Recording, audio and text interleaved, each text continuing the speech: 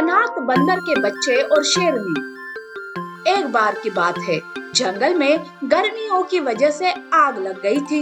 जंगल के सारे जानवर अपने आप को बचाने के चक्कर में इधर उधर भाग रहे थे। उनमें से एक बंदरिया भी थी जो अपने दोनों बच्चे चिंटू और मोंटी को लेकर किसी सुरक्षित जगह की तलाश में भाग रही थी। इसी भागदौड़ में बंदरिया के बच्चे बंदरिया से बिछड़ जाते हैं। माँ, तुम कहाँ हो? हमें बहुत डर लग रहा है माँ, प्लीज जल्दी हमारे पास आओ माँ। इधर बंदरिया भी अपने बच्चों को ढूंढने लगती है। वो ढूंढते ढूंढते आग के लपेट में आ जाती है। इधर बच्चे भी माँ को ढूंढते ढूंढते काफी दूर दूसरे जंगल में चले जाते हैं। चिंटू अपने भाई मोंटी से कहता है, अरे भैया, मुझे बहुत डर लग रहा है, पता नहीं माँ कहाँ है। अब हम इस जंगल में अकेले क्या करेंगे?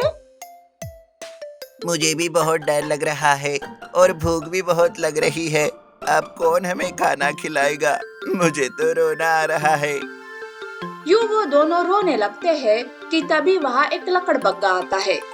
लकड़बग्गा बंदर के बच्चों को देख मन ही मन सोचता है, अरे वाह, बंदर के बच्चे, लगता है रास्ता भटक गए हैं। इन्हें खाकर तो बड़ा मजा आएगा। सुना है बंदर का मांस बहुत स्वादिष्ट होता है। यूं सोचकर लकड़बग्गा चिंटू और मोंटी के पास जाता है और जैसे ही वो उन पर हमला करने ही वाला था कि शेरनी वहाँ आती है और लकड़बग्गे पर हमला करती है।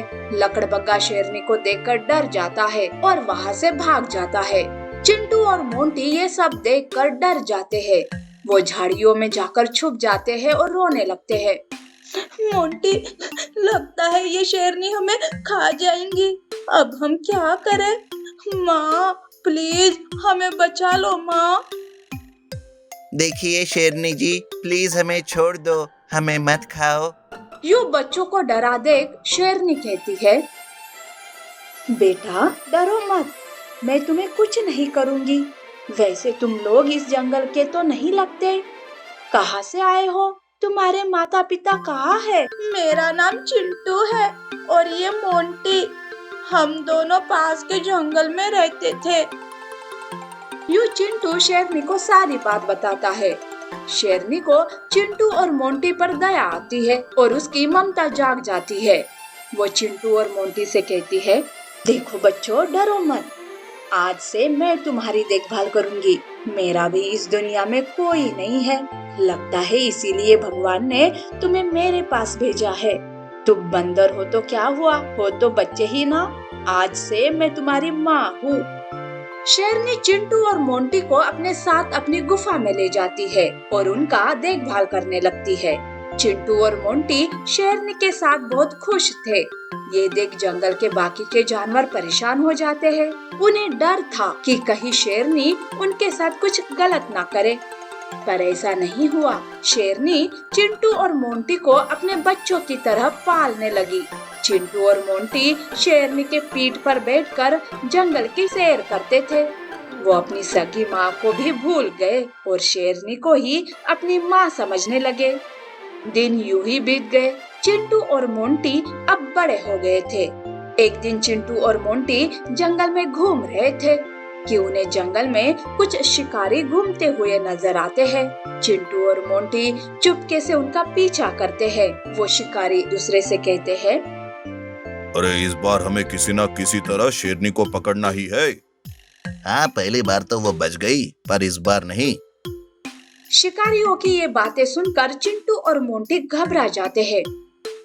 अरे इन शिकारियों की ये मजाल कि ये हमारी माँ को पकड़ने आए हैं।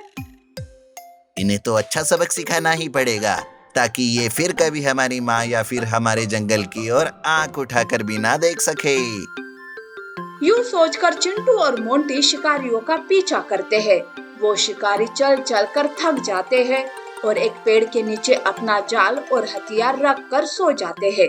चिंटू और मोंटी ये देख चुपके से जाकर उनके हथियार वहाँ से निकाल देते हैं, जाल को काट देते हैं और फिर जोर जोर से हल्ला मचाने लगते हैं। चिंटू और मोंटी के हल्ले से शिकारी नींद से जाग जाते हैं। वो अपने हथियारों की ओर देखते हैं।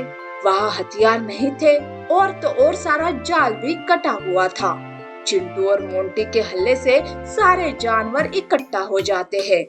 इतने सारे जानवरों को एक साथ देखकर शिकारी तो डर ही जाते हैं। सारे जानवर शिकारियों पर टूट पड़ते हैं। ये देख शिकारी डर के मारे जैसे तैसे अपनी जान बचाकर वहां से भाग जाते हैं। इतने में शेरनी भी वहां आती है। चिंटू और मोंटी सारी बात शेरनी को बताते हैं। ये सुन शेरनी की आंखों में आंसू आते हैं और वो अपने बच्चों को प्यार से सहलाते हुए उन्हें लेकर वहां से चली जाती है। इस तरह से चिंटू और मोंटी अपनी शेरनी माँ की जान बचाकर अपना कर्तव्य निभाते हैं।